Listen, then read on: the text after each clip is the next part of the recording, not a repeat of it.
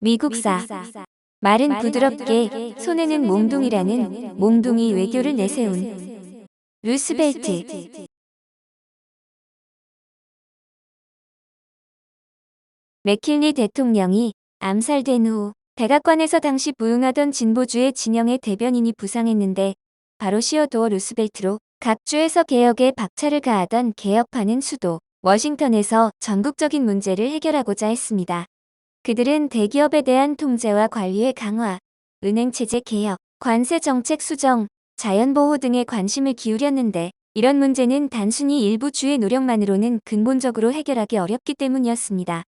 여기에 힘을 더하려면 활기차고 전국적으로 영향력이 있는 대변인이 필요했는데 시어도어 루스벨트가 바로 진보파가 바라던 인물이었습니다. 최연소 미국 대통령이 된 루스벨트. 1901년 9월에 맥킬리 대통령이 암살되면서 국가수장의 자리가 비었고 곧 43세의 부통령 루스벨트가 백악관에 입성했는데 그는 미국 역사상 가장 젊은 대통령이었습니다. 루스벨트는 전설적 색채가 짙은 인물로 다양한 경험을 했는데 그는 경찰이자 카우보이였으며 전쟁 영웅이자 정의를 위해 싸운 용사였습니다. 명문가 출신으로 하버드 대학교를 졸업한 그는 일찍부터 큰 뜻을 품고 정계에 입문했으며 충실한 공화당원이었는데 1898년 11월에 뉴욕 주지사로 당선되어 1899년에서 1900년까지의 임기의 개혁을 단행했습니다. 이는 공공기업체에 대한 도전이었는데 루스벨트는 중대한 문제에서 그들이 대중의 감독과 통제를 받도록 압박해 공화당 내 보수파의 배척을 받았습니다. 그에게 불안감을 느꼈던 장기간 뉴욕 공화당을 통제하던 지도자 토머스 플래시 1900년에 루스벨트를 부통령 후보로 지목한 것은 그를 뉴욕에서 몰아내기 위함이었습니다. 우수한 교육을 받은 대통령으로서 루스벨트는 뉴욕시 주지사 시절의 빈민굴의 상황을 보고 크게 분노해 사회개혁가의 주장과 민중의 소리를 들으려 노력했습니다. 그가 공화당을 선택한 것은 일단 공화당의 철학이 엘리트 정치와 귀족 정치 위주가 아니었기 때문이었는데 공화당은 열심히 노력하고 끊임없이 발전하고 도덕적이고 성실한 생활을 강조했습니다. 또한 루스벨트는 뚜렷한 국가주의였고 공화당원 역시 모두 미국 지상주의를 주장하는 국가주의자였는데 정치적으로 루스벨트는 해밀턴의 사상을 따랐고 생기 넘치는 국가를 건설하고 싶어 했습니다. 그는 대통령은 국민의 관리로서 죽을 때까지 국민을 위하며 온 힘을 다해 충성을 다해야 한다고 생각했는데 루스벨트가 맥킬리 정부를 이어받았을 당시 국회는 보수파가 지배했고 공화당은 정통파가 장악했습니다. 그러나 그는 10여 년 동안 쌓아온 정치적 경험을 충분히 활용해 좋은 기회를 찾았는데 뛰어난 고문과 부하들을 모아 연방정부 기구를 조직했습니다. 또 교묘하게 공화당 지도자 마크 한나가 당내의 사무에 간섭하는 상황에서 벗어나 관리 임명권을 확보해 엘리우 루트를 국무장관, 윌리엄 테프트를 육군장관, 기퍼드 핀초트를 산림청장에 임명했습니다. 국가 간 외교에서 몽둥이 정책을 내세운 루스벨트. 시어도어 루스벨트는 영토 확장에 열을 올린 확장주의자였는데 세계 질서를 유지하는 것은 모든 문명 강국이 기꺼이 나서야 하는 책임이며 국제사무에서 실력은 매우 중요하다고 생각했습니다. 루스벨트는 1904년과 1905년의 연두교서에서 중립정책을 요지로 하는 멀로주의의 해석을 덧붙였는데 1904년 12월 6일 그는 이렇게 말했습니다. 문명 사회의 연결고리가 느슨해진 것은 오랫동안 악행을 저질렀거나 나약하고 무능하기 때문입니다. 아메리카 대륙은 다른 지역과 마찬가지로 문명 국가의 간섭이 필요합니다. 이를 위해 미국은 서반구에서 사악하거나 무능하여 죄를 저지르는 일이 벌어진다면 먼로주의를 지키기 위해 국제 경찰의 힘을 쓸 수밖에 없습니다. 루스벨트의 외교 정책은 강력한 군사력을 방패로 하는 강경주의로 1903년에서 1904년에 국회에 강력하고 효과적인 해군의 계획을 제시했지만 하원의원 시어도어 버튼의 반대에 부딪혔습니다. 1904년 2월 22일에 버튼이 국회에서 해군 계획을 반대하는 연설을 하자 루스벨트는 다음날 버튼의 관점에 대해 이렇게 답장을 했습니다. 용서할 수 없는 죄악은 힘과 용기가 필요할 때 그것이 부족한 것을 표현하는 것입니다. 지금 중국은 열강의 장난감이 되었습니다. 중국은 줄곧 정신적으로 무시를 당하고 해안과 수역에서 군사력을 키울 힘이 능력이 되지 않았기 때문에 국내 질서를 유지하고 대외 침략을 방어할 수 없었습니다. 중국뿐 아니라 유럽의 약소국은 그동안 자국의 역사에 대한 자부심은 있었지만 외교 문제에서는 어떤 중대한 역할을 할 힘이 없습니다. 그것은 그들의 힘이 부족하기 때문입니다. 반면에 우리는 헤이그 법정과 국제 중재에서 많은 일을 해왔습니다. 그리고 우리의 남쪽 수역에서 평화를 유지하고 있습니다. 쿠바, 필리핀, 파나마의 유혈 사태와 국내 분쟁을 끝냈습니다.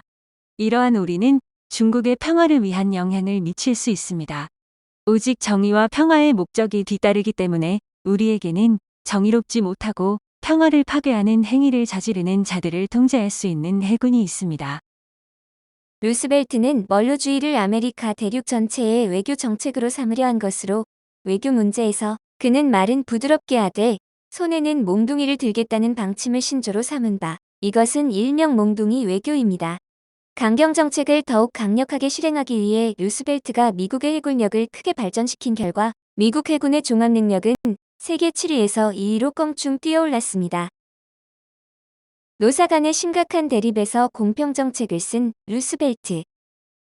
루스벨트가 취임한 후 첫 번째로 시도한 가장 큰 정책 변화는 노동자 문제였는데 과거의 정부와 달리 루스벨트는 중재로서 노동자의 파업 문제를 해결하려고 했습니다. 19세기 말 미국 정부는 노사 관계 문제에서 오랫동안 고용주 편만 들었는데 시카고 파업이 일어난 후 연방 최고법원은 노동조합이 음모를 꾸며 무역을 방해했다는 판결을 내렸습니다. 또 셔먼의 반트러스트법을 근거로 파업 금지령을 내렸는데 그 판결에 따라 연방정부는 군대를 파견해 무력으로 파업을 강제 진압하는 등 당시 미국은 노동자 문제를 폭력으로 해결하고자 했습니다. 그리고 파업이 일어나게 한 경제, 사회의 원인과 그 현실에 대해서는 무시했는데 결국 19세기에서 20세기로 넘어가는 시기에 계급 간 갈등이 더 심각해지고 노동자 파업이 끊임없이 일어나 정부는 문제를 해결해야 했습니다. 노동자 연합과 노동조합의 발전은 필연적이라고 생각한 루스벨트는 노사가 충돌할 때 법원이 노동자를 억압하는 각종 금지 명령을 남용하는 것을 반대했는데 1902년 공개연설에서 이렇게 입장을 밝혔습니다. 지금은 노동자와 자본가의 대연합 시대입니다. 이런 연합은 여러 부분에서 좋은 결과를 낳습니다. 그들이 법의 테두리에서 활동할 수 있도록 해야 하며 그들과 관련된 법률은 반드시 공정하고 현명해야 합니다. 그렇지 않으면 그들은 나쁜 일을 할 수밖에 없습니다. 1902년 5월에 펜실베이니아의 무연탄 광산에서 노동자들이 파업을 하며 사측의 8시간 근무제, 노동조합 조직 승인, 임금 상승을 요구했는데 파업에 참여한 노동자의 수는 무려 15만 명에 달했습니다.